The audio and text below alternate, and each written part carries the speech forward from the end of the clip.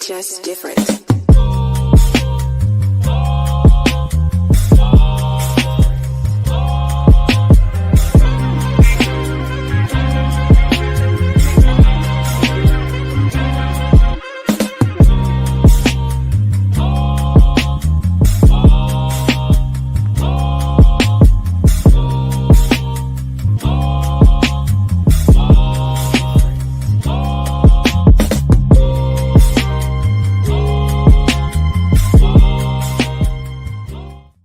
Yes, sir. Yes, sir. Yes, sir. Yes, sir. Yes. Thank you for tuning in to another episode of I.O.W Sports Show, episode 371. It is the I.O.W Sports Tony the Savant collaboration every Monday. We got a new time slot. It will be 7:30 p.m. Eastern Standard Time. I'm one half of the dynamic duo, Wildcard Mar, and that other half right there, my man Tony Savant. What's good with you, bro? What's going on, Brody? Back at it again. Yes, sir. Hey, man, we came to work. Hope everybody had a great weekend. Hey, kick up your feet, relax yourself, get you a nice cool beverage. You got do a little smoky. I'm all good with that. I'm pro marijuana. Yeah. Nah, man. Hey, we just have a good time here to talk sports. Just two content creators ready to shake up the content world. So get ready to get shook up, man. The revolution is now televised. Man, how was your weekend, bro? It wasn't bad, Brody. Had a little family over, and I don't know how it is for you, big bro, but family always getting in the way of my regular routine. So, walking past the TV, I'm trying to see the score. Like, y'all leaving Sunday, right? All right. So I would do my best plug and play, big bro. I was able to keep a beam on pretty much everything, but let's work. It was pretty good. How about yours, though, man? Hey, man, you know how it is, man. Shout out to my bros over at 613 Faith Productions, man. We had another great episode of the Moco Center putting on for the youngins over there in Montgomery County down in Maryland. They've been playing some good football, man. And hopefully in the future we expand that to where my neck of the woods add some and city football to that giant. And hey, hopefully it goes big because hey, man. Hey, we love putting on for the youth, man. They the future of sports, so sometimes it's better to get on the ground floor and see how people flourish and see where it takes you, man. So yeah, man. Other than that, of course, watched a lot of sports between WNBA, baseball. As you can see, yes, I am rocking a Royals jersey. Yes, I'm rocking the Chiefs hat, but I had to get the Chiefs hat to match the Royals jersey. So you got to coordinate. You feel me? So all your teams in the mix, man. I'm proud of you, bro. My White Sox, 141 losses. Hopefully we can pull a Golden State next year and turn that thing around and win a championship. Yeah. White Sox definitely on the other end of that spectrum. But hey. It's all good, man. I seen the franchises come around, but hey, I saw a White Sox World Series victory before I saw a Royals one, so that count that for something. Yeah. So, big bro, I mean, let's get into it, man. Obviously, like we talked about it last week, WNBA playoffs are heating up. We got one half of the finals already set in stone, man. New York Liberty punched their ticket to the WNBA finals. Give your talks about it, man. Go ahead. Proud of the Liberty. Very proud of what Bree Ionescu, of course, Stewie and crew were able to do over there. A lot of rich history for the Liberty, man. I think this is their sixth time they've been to the WNBA finals. Never been able to win it, but it looked like they got a chance this year, of course. And just on the other side, the Las Vegas Aces, man, had a heck of a run. Able to pull off a back-to-back. That's pretty difficult. It's even more difficult to do the three-peat thing. So kind of unfortunate. I think they're gonna break that team up now. It's just everybody want to get paid. You know how it goes in the sports world. Everybody want to do their thing and get paid eventually. But we shall see. But congratulations to the Liberty. And then we got tomorrow night, the Lynx and the Sun facing off to see who's gonna be on the other half of that WNBA finals. No doubt. I want to start right there. It's definitely shout out to the Connecticut Sun and the Minnesota Lynx. They're going down to the final game to determine who's going to be on the other side of the bracket, like you said. And I love seeing stuff like that. Winner take all. Yeah. That's ain't nothing better in sports than when it take off. I can't beat it. Can't beat it. Absolutely can't beat it. I'm gonna definitely be tuned in for that for sure. Definitely want to give a shout out to the Vegas Aces. Like you said, man, that's such a a feat that's hard to do, just to repeat. They were trying to go for the three-peat, and hey, it's not easy. All right, it's not easy. They had their fair shares of downs, and they had their fair shares of ups. It just sometimes it's, hey, torch, gotta pass it. Hey, it just be like that sometimes. It just be like that. Interesting conversation. I want to shout out my man, Coach Drip, Mike T, because me and him had an interesting conversation because is these Clarkians, like we like to call them. They forget that there was a bad Caucasian girl before her. Yeah. Really, two of them. Yeah. Well, actually, multiple. If we really getting down into the nitty gritty, like if we took time and made a list of bad white girls that played in WNBA before Caitlin Clark got there, we have a nice size list. But me and him were just having a conversation. I'm like, they Clark fans. They don't know the history. They don't know it because Sabrina Ionescu been that. Yeah. I got me a little post going viral right now, bro. Just because I was addressing that. I mean, maybe I should have worded it better, but I'm like, the real Caitlin Clark, if you know what I mean. If y'all want to be a frank, she does everything Caitlin Clark does, and in reference to the other one, Kelsey Plum. Kelsey Plum came in with that same kind of pressure. Number one, I think she's a little bit more of the intangibles as far as her attitude and what you expect from Caitlin Clark. But as far as somebody with skills and expectations and got the leadership tangibles as well, man, Bree, she doing her thing, man.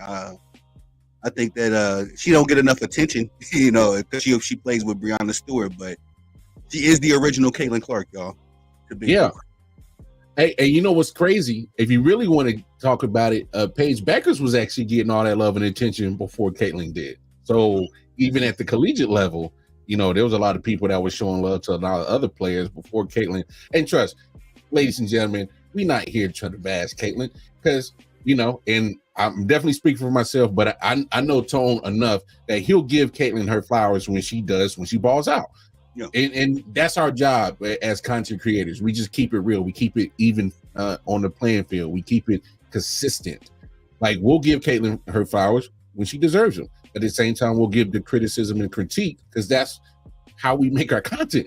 But the fact of the matter is that, the talk about, Caitlin and Angel and all that stuff, is just, it baffles me because I'm like, there's been magnificent players before she even got drafted. There was magnificent players before she started getting attention on the collegiate level. So, I mean, if we're going to keep it a buck, keep it a Kobe Bean, like, let's have those conversations. And we're not afraid to have them. So, point blank, period. So, final thoughts on that, big dog.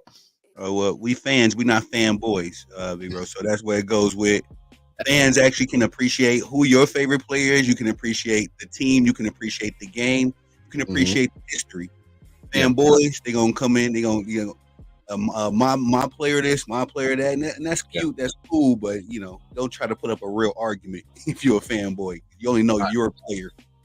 No doubt. And then it also, I think it kind of also kind of taints your objectivity. It takes away, when you're a fanboy, it takes away literally for you to be objective on certain topics, and you speak on it in a very biased point of view. Just my opinion. No, yeah, you're right.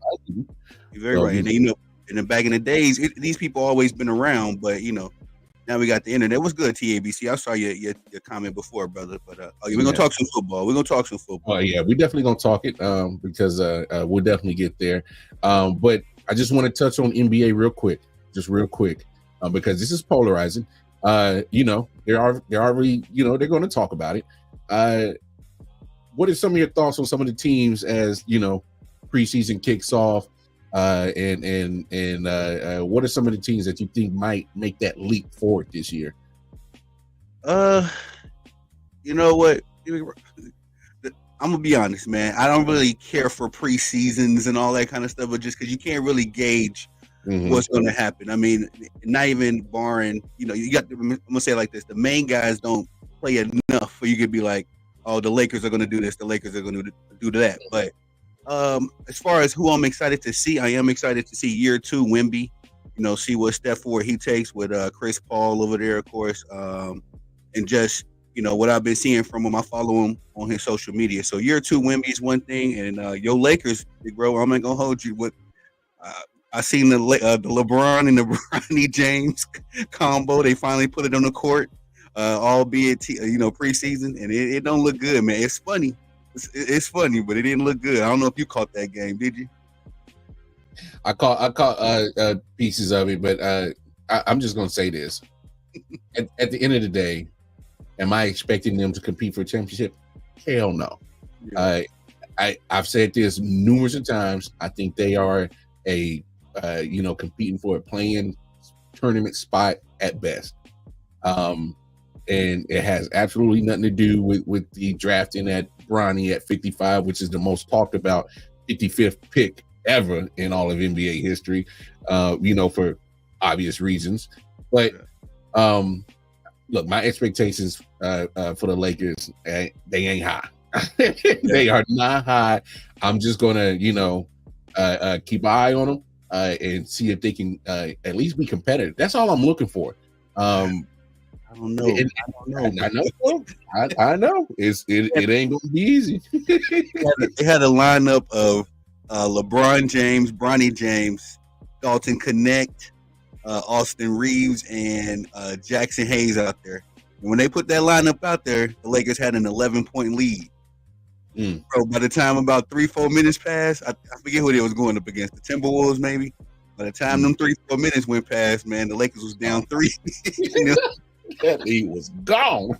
Oh man, that's what we got to look forward to, though. But. Hey, one thing they will do, they're gonna get talked about. They're gonna sell some tickets, and that's for sure. They're gonna do that, and ain't nothing wrong with that. But, and I've said this numerous times on different platforms, I'm a Lakers fan. I've never been a Bron fan, but the fact of the matter is, a Lakers franchise has always been about chips. They've always been about winning the chips, and right now, they're not in a position to ever compete championship as of right now. So he says, is Paul Gasol better than Chris Bosh? That's a tough question.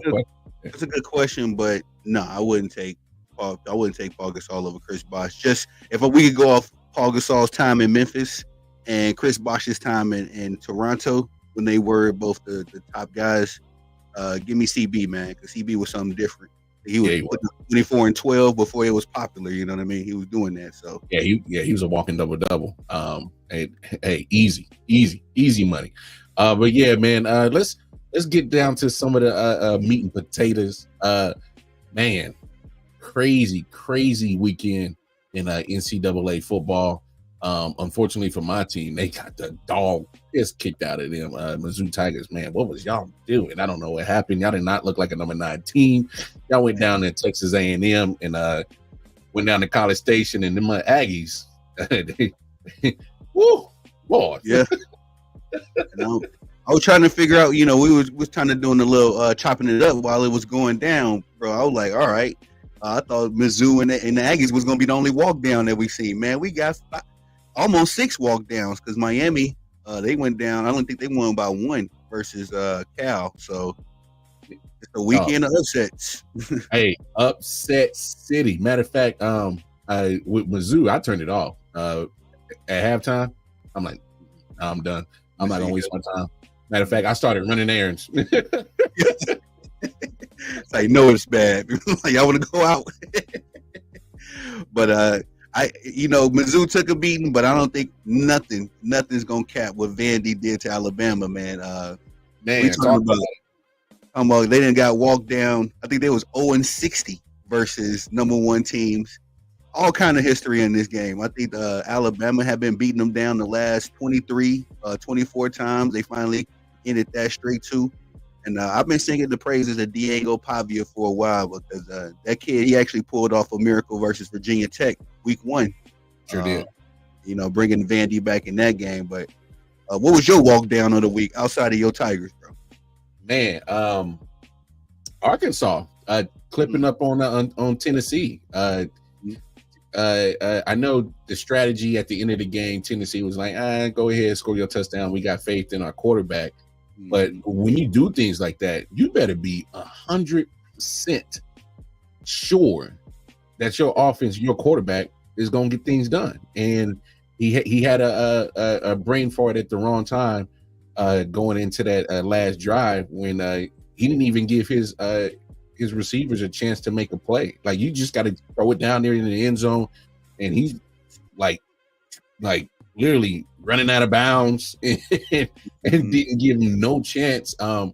So I'm thinking maybe they probably would have rethought that. I mean, obviously, hindsight's 2020, but sometimes, man, like I said, if you're not 100% sure that your quarterback and your offense is going to make sure that they give you the lead back in late games, you just don't let nobody just walk in the end zone. I didn't understand that. It's been a weird college football season so far, man. Those who normally dominate, like just to talk about that Vandy and Alabama situation, you're talking about numerous of times that Alabama has literally beat the dog piss out of Vandy on numerous occasions, and just not this Saturday. Yeah. You know what? I think this 12 team format has given a little bit of breath. I think a lot of these teams, when they heard that, all right, we don't have to win week in, week out, they just kind of took a little bit of their hair down, if you will, took a little breath because, every week before, even with the 4-team playoffs, it was like every week was a playoff game for the big programs anyway. If you would have beat Alabama this time last year, 2 years ago, they would have been breaking news because it would have affected their, playoff chances down the line. But now that everybody got a little bit more leeway, I think that. But here's the thing too, though, Georgia. If you're gonna lose, you got to lose to Alabama. You got to lose to Tennessee. You can't go out to no Vandy, bro. Not the little brother in the division. Like, hey, in their place. I agree with you. It's when you see losses like that, and Alabama should be happy this ain't the BCS because they damn sure would have got knocked hard for losing to a team like Vanderbilt. That'd have been a bad mark on your resume when it comes down to putting you into these championship situations, and you losing to Vanderbilt, which has always been the doorstep of the SEC. Saban said it. Nick Saban gave him a little more. I don't know if you've seen that clip with him and Pat McAfee. Like, if you want to win the SEC, I think he said the easiest team to beat in the SEC. Something on those lines was Vanderbilt, and they took that personal, to quote Michael Jordan. Oh, as they should. They should have took it personal because you got a retired coach. I get his history with Alabama because he got 7 national championships to back up his talk. But man, if you can't coach or play on the field and affect the game, yeah, you setting them up. Oh, that was a huge setup. You gave him the ultimate bulletin board material. You got a Hall of Fame coach say, y'all can't do it. They said, oh, really? And I didn't think that Vanderbilt, I didn't think they were going to win the game. I thought they would make it competitive because I saw them push Missouri to the brink. So I knew that they were going to play tough, play hard, and try to, be very competitive in that game. But I did not see them controlling the game like they did. Like, Alabama had not one point in that game that they had to lead. Not at one point. Mm-hmm. Yeah. Not at one point. That was crazy. And then you brought up Miami. Man, Miami's been playing with fire for the last 2 weeks in a row. Yeah. I'm not a Cam Ward believer. Are really? You? Yeah, I'm not on the wave. I think he has the talent. I think he has the arm talent and the skills to be a top, 5 quarterback pick in next year's draft, if that's what he chooses to do.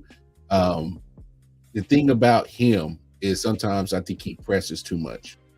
And you've seen not only in this game against Cal, which hey, give Cal their credit. They didn't lay down.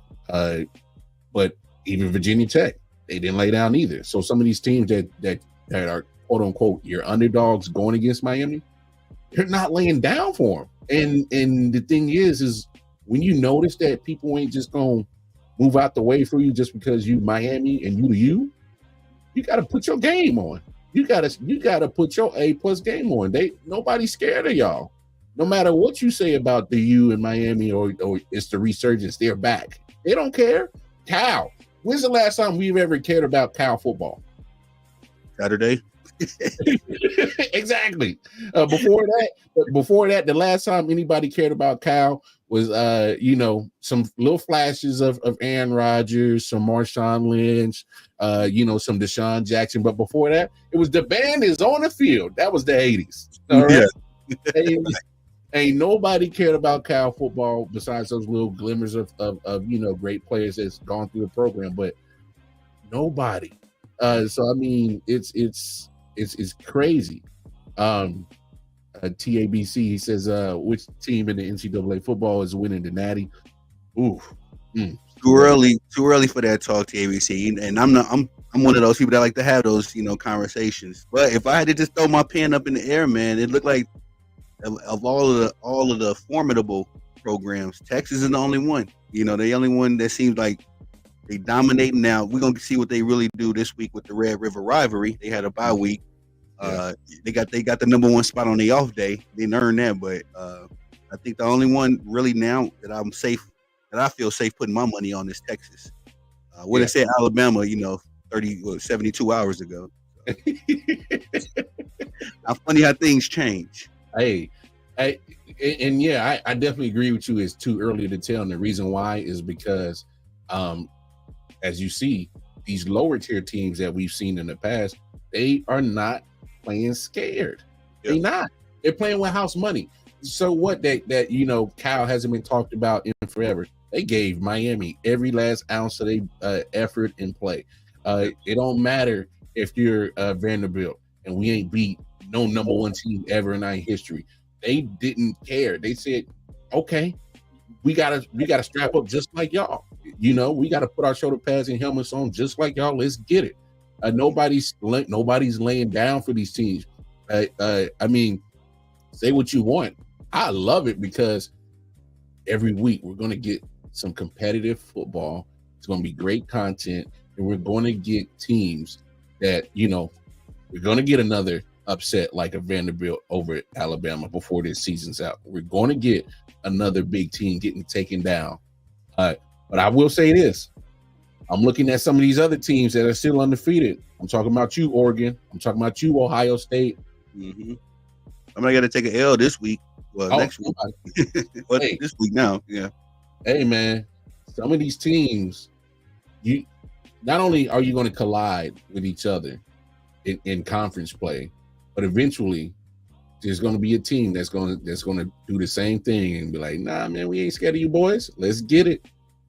Hey, I had to put my jockstrap and pads on just like you this morning when I woke up.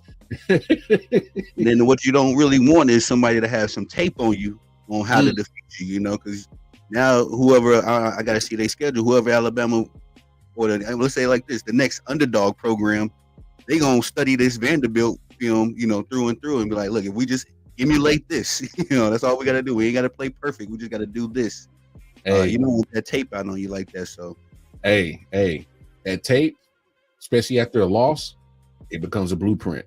Yep. That's all it does. And people are going to mimic it. They're going to try to recreate it. And it's going to be up to you as a team to say, okay, well, we ain't going to let this happen again. So you got to readjust. I saw something you posted earlier, bro, and I definitely want you to dig a little bit deep into it and have this conversation, and I gotta get your viewpoint on it. You said Travis Hunter would not be playing both ways if he was in the SEC. I thought it was an interesting take. Obviously, I'm gonna have my thoughts, but I definitely want to hear your where you're coming from on that and your thought process when you hit send on that. Well, when you're looking at these cats in the SEC, and I'm just gonna name Ryan Williams specifically. You got this kid 17. Even in that game with the loss, he still was able to pull up some highlight plays. It just made me think, like, could Travis Hunter, could he guard Ryan Williams? And I don't think on his best day, he's sticking with him. And then you look at all the other cats of the SEC. I think you can have a lot of fun in the Big 12 because you face a lot of future, accountants and lawyers. But when it comes down to my lawyer he went to a Big 12 school, so I'm like, all right, that's cool. I feel good. But when you're going against, and there's not no knock on Hunter, I don't say that as some kind of to knock his talent. What he's doing for where he's at is good. But I think Prime knew exactly what he was doing, taking his kids, to this kind of program because, Shedeur and Travis Hunter are phenomenal talents, but we can't really gauge that when you going up against, I'm not knocking these Big 12 schools either. It's just when you're not going up against the best of the best week in, week out, like a Georgia, Alabama, Tennessee is, then it's hard to gauge where you are. And then especially if you're trying to say Heisman and future NFL prospects. So that was just my spin on it. And it came from the Ryan Williams kid. Yeah, hey, and shout out to Ryan Williams. Young man is very talented. He is absolutely phenomenal. A fun player to watch. I'm not a fan of Alabama, but I will definitely watch Alabama just to see him perform because he's dynamic. He is absolutely dynamic. But what you take, man, I don't think you're wrong on that. And here's why. Like you said, there's levels to this shit. All right, let's just call a spade a spade. There's levels to this shit. SEC is I don't think the gap between them and Big Ten, which I think the Big Ten is probably the next best conference after that. There's a gap. It's not overly big, but there is a gap. All right. And definitely there's a huge gap between SEC and Big 12. I mean, yeah. We ain't gonna fake the funk round now. Yeah. So that's NFL and NFL agent. Yeah, I would have made it, but now I'm representing. Hey, because at the end of the day, SEC is so competitive, and as you see some of these teams like Texas A&M getting upset over Missouri, those are two SEC teams going at it. Even Vanderbilt is an SEC team. They may be at the lower tier compared to these other schools, but as you see, they're gonna play ball, and they damn sure Vanderbilt, like you said, even got the win over Virginia Tech early in the season in dramatic fashion. So all these SEC teams are damn sure from top to bottom they're just that different from other conferences. I don't mean to interrupt you, big bro, but Kentucky, I don't think. Oh my God. Colorado can't hold. They can't tie Kentucky shoes. Let them face off. It's going. Coach Prime might be giving one of them angry speeches. It might get ugly. It might get ugly if Colorado had to mess with Kentucky. I'm with you on that. I mean, that's a tough. Hey, them Kentucky boys, they are dog. They got dogs on them. It's a mentality thing, and I think that mentality that Kentucky has, I can probably say majority of your SEC teams have that same mentality where they just got dogs, just mentally, and that's not even the physical part of it. They mentally they're built different, and I mean that's why that conference has been at the top of the forefront of NCAA for almost the last 20 years. I mean the recruiting is different, the money that they're making is different. I mean the talent pool is different. Why do you see? Oh yeah, the history. SEC, all of these programs was, in Alabama in the beginning of time was dominant. Georgia was dominant 100 years ago. So, but it's what you say. It's just the mentality when you got that SEC badge on you. You know what I mean? I think I've always likened the SEC since I've been around anyway as like pre-NFL. So it's like you got the SEC badge on you. You eligible for the NFL, even if you ain't make it or you did or however far you went, you made it to a combine. It's like you said, it's that mentality. I'm SEC bound, so you know what I mean. Hey, and there's no cap in that. Go look at your stats, y'all. Look at your draft pick stats. Year in and year out, the SEC leads with the most draft picks. I mean, there's no coincidence. There's no fluke in that. There's just sometimes facts is facts. Talk is talk, and that's just what it is. But when it comes down to the facts, the numbers prove it every year when it comes to April, and they say on the clock, it's an SEC player walking across that stage more times than not than other conferences. That's not us talking. That's numbers. And numbers don't lie. And that's just what it is. But when it comes to the Travis Hunter thing, here's another another caveat I want to add to that. Not only trying to have Travis Hunter guard wide receivers like a Ryan Williams, that's a tough ass to do. Then going up against the dogs on defense. Yeah. I don't think there's Travis Hunter is damn near playing every snap, every game. Yeah. That's a lot to ask for a young man to do in that type of scene in the SEC, to have that type of stamina, mental stamina at that, to go against elite. We're not talking about just regular players. We're talking about elite players on both sides of the football, week in, week out, for a 12-game schedule. That's a lot to think that's possible to do. I just think that's I don't want to say that's asinine to think that Travis could do it. I just think it's not realistic. It's just not realistic.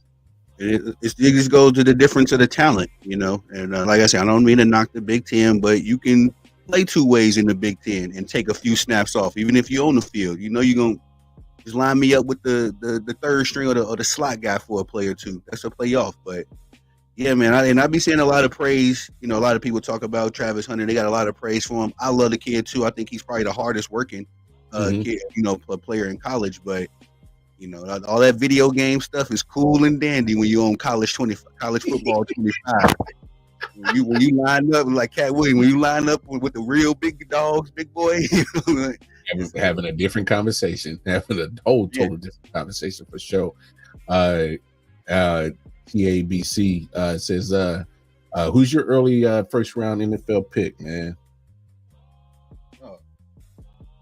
And I know for sure I got my money on that kid, T-Mac, the Arizona wide receiver, 6'5".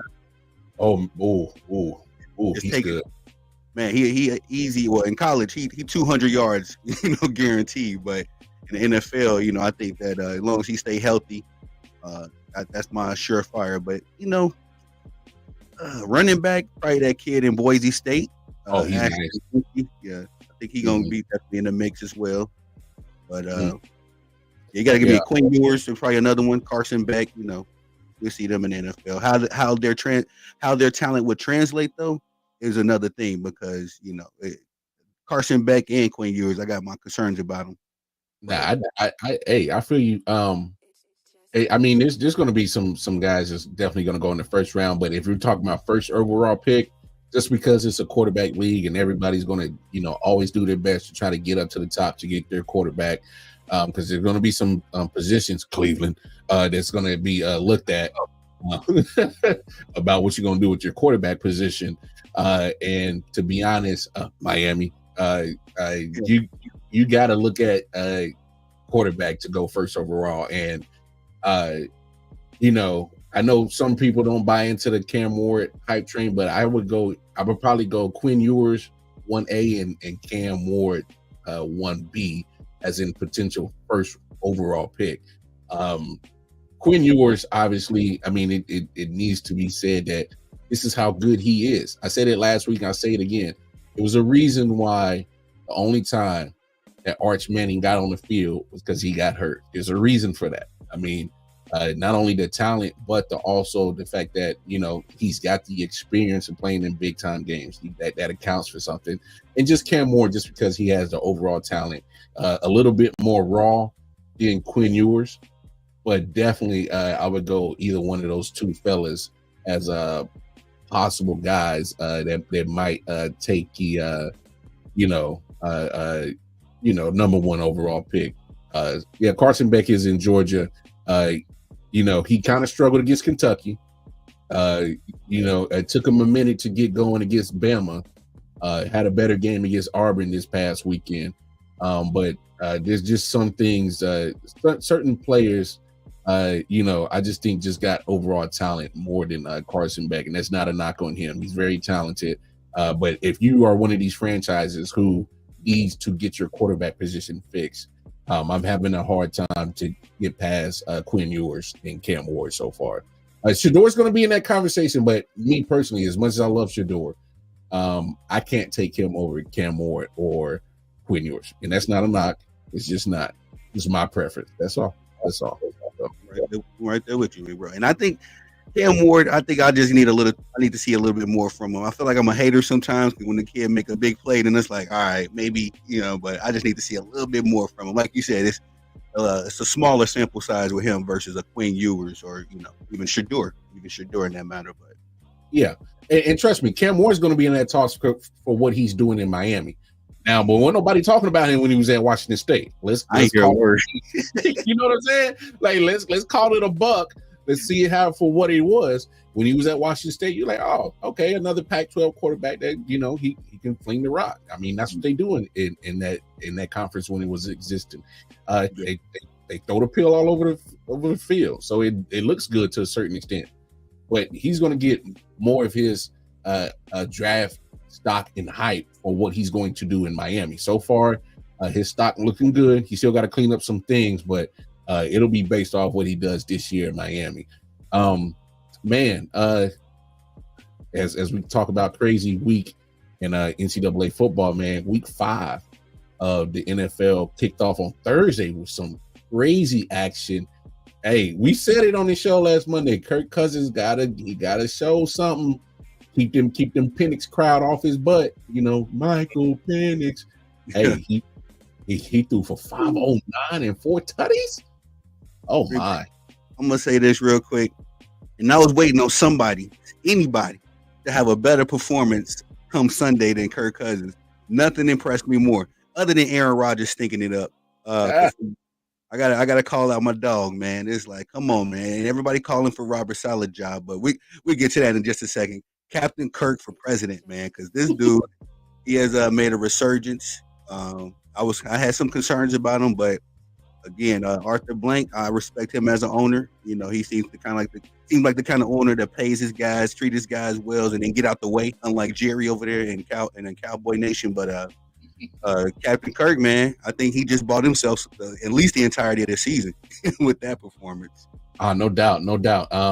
You're starting to see some of that offense starting to get clicking on that offensive side. Kyle Pitts got a little bit in there. He started making a little bit noise. Definitely Drake London had a big game. He did his thing. And Darnell Mooney, the slot guy, had a huge game. I know he had to drop, but he came up with some good plays. And I'm still waiting for them to incorporate Bijan Robinson in there a little bit more and use him. Like I said, that guy's a Swiss Army knife. You got to use him a little bit more to fully round out that offense. They still got some things they got to work on. But what we saw against Tampa Bay, I think, is a glimpse of what possibly can be with them going forward. Give me your takes on that London game. Jets, Minnesota, over there in London. Talk about, like you said, they talking about Robert Saleh's job. What's up with your man AR-12, man? Or AR-8 now. He ain't looking. Yeah. He and I've been singing dude praises, man. I had to play a lot of defense, last season and during this off season, Dubsy, because he went down with the injury, but a lot of people felt like he was washed before the injury. Respectfully, he did have a bad 2022, compared to Aaron Rodgers' standards anyway. Before he left, so I seen some of the writing on the wall. But man, after this performance in London, I'm on the Aaron Rodgers' wash bandwagon. I've gotten a 5-week sample size now, where he had one good performance against the lowly Patriots, but everything else is just kind of like they survived, and to the credit of the Vikings going into their bye week, undefeated, they went in ugly football. Sam Darnold didn't have on his Superman cape this game, but still, game managed enough to keep his squad in there.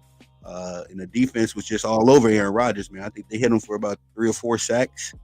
I don't know what's going on, man. At the end of the day, I had the Jets as my dark horse coming out of the AFC, and I feel like a fool now. I said, if your Chiefs run with the ball, then I see the Jets, eking in there. I feel a fool right now because of Aaron Rodgers. And everybody in Jet Nation, shout out to Nick and and Harry, all those guys. They talk about Robert Saleh, night and day. But it's like, man, Robert Saleh is a defensive-minded coach. He's marketed as that. He got the job and said that he was going to get the defense together. He has done that. I see it on my fantasy football. The Jets probably the only consistent thing going on for me fantasy football-wise. So I don't know. And I know that's not my squad to speak on it, but I think Robert Saleh doing his part. He holding up his end of the bargain. He brought in Aaron Rodgers and Nathaniel Hackett to control that offense, and they not holding up their end of the deal. I mean, like I say, I'm on the Aaron Rodgers' wash bandwagon now. Don't talk to me. Don't talk to me. Hey, I'm not fully on the bandwagon yet to call him wash. I will say this. It amazes me against, I guess, your lower tier teams. He's played better. But against San Francisco and Minnesota, San Francisco at the time in week 1, you could consider it one of the top tier teams. Maybe not so now after they're 2-3 now, but at that point in time, I was looking like, the performance was okay. He had a few throws in there. I'm like, oh, that looks like Aaron Rodgers, but then he had some overthrows and some situations that I thought were terrible. And but against Minnesota, a team that's playing on all cylinders, playing great on both sides of the football. I mean, he looked like a very normal human being that was playing quarterback. He did not look like Aaron Rodgers, who we know. I mean, the 3 interceptions. I don't know what he was reading when he threw it to Van Ginkel. He threw it right to him. 6 on the board for Minnesota. The other interception he threw, he definitely threw it way over Garrett Wilson's head or Alan Lazard's. I can't remember who it was out there, but overshot him at least by 5 yards. And that was the easiest pick that safety has ever gotten. Oh, thank you for the gift, Aaron Rodgers. That was bad. That was just bad quarterbacking.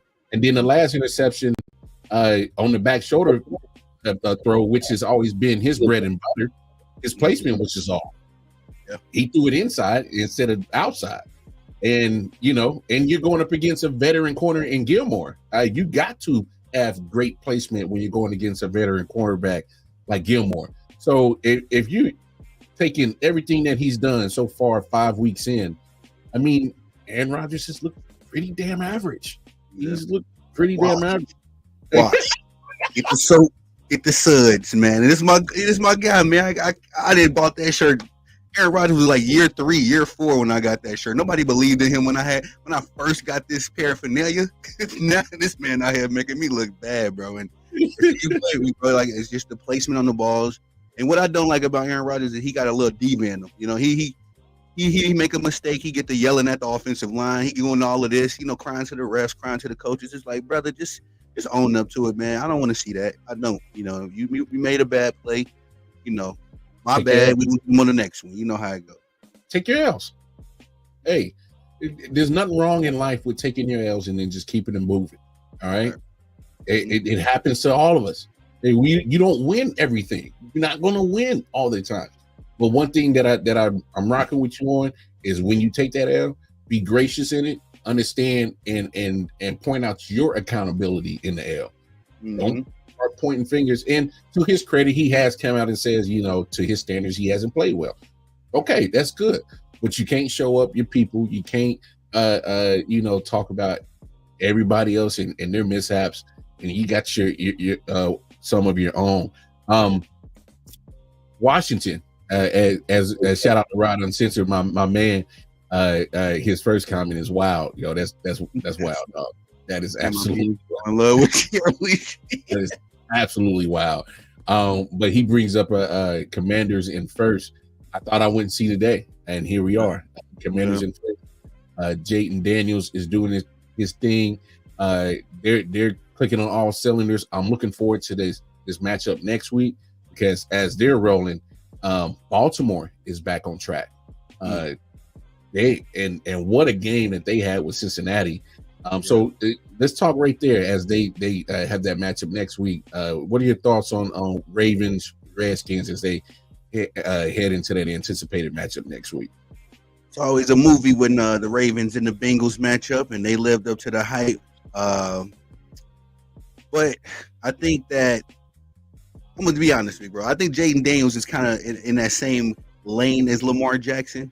I'm getting RG3 vibes, you know what I mean? Because when RG3 first came into the league, it was a lot of hype. He was balling out of control, you know, doing his thing for the R words and the Washington R words at that time. But at the same time, I'm enjoying. I just want to see a little bit more from the kid because I think the media is doing the hype job thing. You know, I don't want to set him up and be like, oh yeah, you know, there's a reason why he didn't go number one. You know, if everybody felt like that, then he would have went before Caleb Williams. But there's also a bit of a okay. It looked like the Commanders are starting to find their way. Scary Terry, you know, finally got him a quarterback. As far as Lamar Jackson and the Ravens, I think this might be where the movie stopped for the Commanders because them boys are balling. Lamar looked like, I'm gonna say this, 19? Did he won the MVP? And then last year, 23. This version of Lamar Jackson looked, I say 5 times better than both of them boys because this dude out here balling. He pushed off that Bengals lineman. Like, excuse me, I got a play to make, brother. Excuse me. And then I've always been critical of Lamar. I think he's finally got it going on. I might even this might be some cap, but we got to do a little bit of that in sports as well. I got the Ravens winning the Super Bowl. If they continue playing like this, I think Derrick Henry was that missing key on the keychain. They already had a lot of, you know, talent. And then I heard rumors as well that they might be, not for sure just yet, be getting Devontae Adams. So it could get scarier real quick out there in Baltimore. But I think the movie, you know, I think the little hype train gonna stop next week for the Commanders. Hey, no doubt. And it's crazy that you say that because you know, I was looking at the way that Lamar has been playing. Obviously, he's always going to get some slack. He's not quarterback enough. I don't care if he's quarterback enough. What I saw him do yesterday, he's one of one. Ain't too many people was doing anything electric that he was doing. And I gotta say this about the Bengals. I know they're terrible right now, and it's not looking too good. I can't put the blame on Burrow. I mean, if you look at his numbers, he's up there near the top with some of the other quarterbacks when it comes to stats wise. So I can't put the blame on him. I don't know what's going on with Cincinnati, but it's not looking too pretty for them. But I'm definitely looking forward to that matchup next week with Jaden Daniels and the Commanders versus the Ravens and Lamar. That's going to be NFL with your flex rules. Let's tighten them up a little bit better because y'all should have flexed Giants and Bengals out in Sunday night game and gave us the Commanders and Ravens. But no, we got to suffer watching the Bengals and Giants in primetime game. What the hell is this shit? Yeah, like you say, Joe Cool, 5 touchdowns and the interception, man. It's very impressive. I think that defense for the Bengals needs some. I don't know what's going on. It seems like whatever they do on offense, the defense cancels it out. So, nah, it just they're not clicking on all cylinders, and it shows. But it's definitely I would definitely put more of the blame on the defensive side. Definitely want to talk about Sunday night football, rain delay. It started late. As TABC, he comes and says, "Are the Cowboys overrated?" And then we'll get into that conversation real quick. The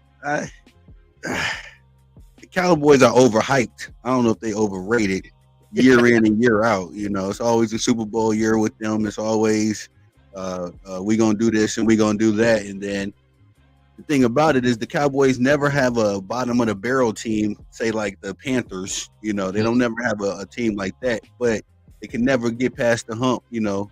And we've seen many guys, again, Lamar Jackson, Joe Burrow, Patrick Mahomes, all of these brothers came in after Dak Prescott and have, elevated their teams beyond the Cowboys, whatever you think the Cowboys are. So not overrated, TABC, but definitely overhyped.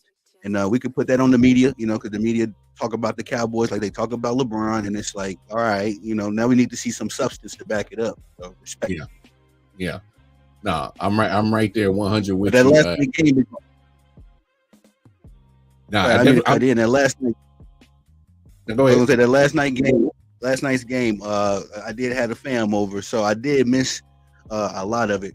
I will say this: the parts that I did see, Cal Allen, I think the kid name is, backing up Justin Fields, came in for one play and made like a 19-yard touchdown. And at that point, I feel like they should have just rolled with him. You know, I know Justin Fields had like a bit of a concussion or something like that, but I'm like, man, Russell Wilson, you don't know what's going on. Justin Fields don't seem like they really sold in on him just yet, you know. But Cal Allen made one play. And I'm like, hey, Cal Allen for president, man, put him in. I'm sold. No. But to answer TABC's question, I'm right there with you. You took literally all the words out of my mouth. I don't think they're rated. Use the perfect word. They're just overhyped. Especially when it comes to, obviously, Jerry Jones is genius, whether you like the guy or not. He's a genius how to market that team. That's bar none. But the media plays way too much into it. You see all the talking heads that love the Cowboys. They do it. The fan base does it. They fall into the trap of overhyping this team every year. And then, lo and behold, we always get the same results. You can't get out of the second round. So, I mean, come on, something got to give. But here's the thing: with that last night's game, I just got to be honest. As much as I think Dak isn't the guy, there was some throws in that game, and I'm like, okay, because all right, I'll put it to you this way: he looked like complete trash for 3.5 quarters, and he balled out when it mattered, and it looks good. And I give him his credit. I give him his flowers. I'm not the biggest Dak fan in the world, but that's not my issue with a Week 5 game that he balled when it mattered. My issue with him is in January.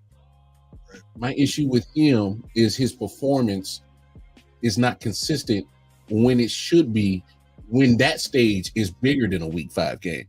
That's fine that you pulled out a good victory against a tough defense in Week 5, but I need you to have that same urgency and feel and play in January when you're going up against the 49ers, when you're going up against now some of the NFC teams looking like the Vikings. Are you going to perform like that when you got Brian Flores coaching up his defense to knock your head off?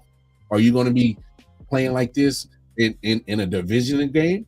Are you going to make it to the conference game? Damn, the Super Bowl. We ain't even talking about Super Bowl. No. Are you going to be able to do that first, second, in conference round when it matters? I need that performance, and not just me as a sports fan. I'm pretty sure Cowboys fans are like, yo, I need this performance when it matters. What's your thoughts? No, I'm 100% with you. You best hope you don't run up against the Falcons like this and have to get into a shootout. Because last time they had to get into a shootout against young Jordan Love and my Packers, Dak Prescott, he showed up to the party late. You know, he was like, "Oh, here go my touchdowns in the garbage time." Nah, you get a party to the party. Amen, brother. You know what I mean? But you know what I've always said about Dak Prescott is that he is a 4th round draft pick. This is what you get from a 4th round quarterback. Nothing disrespectful, but Dak, a 4th round pick is not the Brock Purdy, you know, the what do you call Mr. Irrelevant, you know, but it's not your Caleb Williams neither per se, you know, number 1 pick. It's just a guy right in the middle, more than likely a backup quarterback to another guy, you know, a 1st round or a 2nd round draft pick. And Dak is going to play good in spurts. That's what he did at Mississippi State. He's been very consistent in playing in like these funny, you know, 3, 4, 5 game spurts. And then in the biggest games, he comes up short. So, much as I like Dak, I'm just like, hey, man, you know, he is what it is. If the Cowboys decided, and I think this was your take, I stole it for an episode, but if the Cowboys decided to move off Dak and run with Shador, you know, next year, I think that would have been 100% justified just because he is consistently inconsistent. Nah, I'm with you. I'm definitely who's better, Jalen Hurts or Joe Burrow? That's tough. That's to answer your question, TABC. Look, I think Burrow is the better pure passer, but there's some things that he absolutely just cannot do that Jalen Hurts can when it comes to the mobility part. And I think there should be no debate on that. Now, if you're talking about which guy I would start my franchise with, I would start my franchise with Jalen Hurts, because he can give me that factor when it comes to running the ball, and he's fairly a decent passing quarterback. But that's such a different dynamic, and if I can get the right tools around him, just like Philly has with AJ Brown and Devontae Smith, I can do some things with him. Now the Eagles got some problems when it comes to play calling that's kind of hindering him, and that's another topic for another day. But Joe Burrow, I do not like his history when it comes to injuries. He's been in the league now 5 years. So for 4 of those years, 2, he's managed to get the team to a Super Bowl and a conference championship. The other 2, he's been on IR halfway through the season, and I don't see him till the next year. So I cannot trust a guy that cannot give me consistent durability and at your quarterback position, which is the highest paid position, and I can't invest in that type of money knowing that the guy is not gonna be there. So what's your thoughts on that? I think we kind of gonna have to disagree on this one, because as far as if everybody stays 100% upright, let's not front. Jalen Hurts has had some injuries, albeit he's played through them. Last season, Jalen Hurts would look like night and day from 2022 to 2023. And that's fair. But my thing when it comes down to Joe Burrow is that he's a great decision maker. He's not going to oftentimes cost your team the game, which Jalen Hurts has. Jalen Hurts has a little bit of that Dak in his blood. You know what I mean? He will look good. He's like, oh yeah, Eagles go. And then he will sit there and make some of the most, questionable decisions you've ever seen a quarterback make. So respectfully, if they both stay upright, I would like Joe Burrow just because the decision making is there. He makes enough decisions. He makes enough good decisions that he can carry his team to the Super Bowl. Respectfully, Jalen Hurts never carried the Eagles. They always had a good combination between defense and offense. So, I like what you're saying, because Joe Burrow don't stay. I mean, that's another thing. I've gotten Joe Burrow every year. I seem to get him on my fantasy team, and it's like half the time I'm like, well, let me go hit that wire, hit that wave. Let me have my insurance plan ready, because we in good hands with Allstate over here, dog. I had to run with Baker Mayfield one time. He was with the Carolina Panthers. I'm like, oh hell, Joe can stay up, man. He cannot. Now I'm with you. Hey, a good question, TABC. But honestly, I don't think you can necessarily go wrong with either way. It depends on how you're going to run your offense, who you got surrounding him, and a lot of those things for me should factor in those type of decisions, because you want to get your quarterback position right, but you also got to make sure that this situation makes sense for them as well. We got about 2 minutes left in the show. The game has already started, but Chiefs Saints, man, what were your thoughts going into the game before it started? This is going to be a good test for the Saints, see if they can get back on track. Of course, I've said that they've had 4 games so far. 2 games look like the New Orleans Saints. 2 games look like the New Orleans Aints. So I think this is going to be a good game for us to determine whether they're going to be serious or not, whether we should take them serious or not for the remainder of the season. And I don't know if I told you, big bro, but I got my money on your Chiefs to 3-peat. My Aces let me down. We topped it off with the 3-peat chances of the Aces, but I think 15 in red, you can't count them out. You can't count against them. And so, I just want to see if he can get them turnovers down, man. And Travis Kelce, he had a good game last week, and he do it 2 times in a row. Hopefully not, because the dude that I'm going up against in fantasy football, if Kelce have a good game, it's over for me. But nonetheless, to see if they can get on track. I always know they got that championship DNA. You can never count that out as well. So, no doubt. I'll be real brief. Look, the statement that the Chiefs need to make, offensive wise, it ain't been the defense, it ain't been them. Offense, like you said, Patrick Mahomes, he's got to start looking like Patrick Mahomes, because right now he's looking more like Jackson Mahomes right now. So I don't know what's going on with that situation, but he need to tighten up. I'm not worried about Travis Kelce getting into the groove of things. Look, he's a proven commodity in the tight end position. He'll get going when it matters, closer towards the back into that schedule, and definitely when it comes to playoffs, he'll get it right. And so will Patrick. Hey, look, like you said, that championship DNA always speaks loudly more than current views of a certain teams. Now with the Saints, I mean, you hit it right on the head. 2 games, they look like the Saints. Last 2 games, you're looking ain't. Look, I mean, this is kind of what you're going to get with Derek Carr. I'm just being honest. This is what you're going to get with Derek Carr. You're going to get the, ups and downs. You're going to get the Jekyll and Hyde moments. And as we speak, I just saw it a second ago. He's already thrown an interception in the first quarter. So there's the ain't part of the Saints. They got to show that they can, hang with the upper echelon teams and stop beating on, teams like the Panthers and the overhyped Cowboys. So, man, hey, we're going to shut it down before we get out of here, man. Tony, man, tell the people where they can find you at, my brother. Oh, bro, on all the platforms, Facebook, Instagram, Twitter, my firstborn, the YouTube channel. So make sure y'all swing by there. Drop content daily, go live daily. And make sure you drop a sub here for I.O.W. Wildcard Mar. Big bro doing good work. I appreciate you, big bro. Episode 2. I like what we got going on here, man. Make sure y'all sub. Tune in next Monday.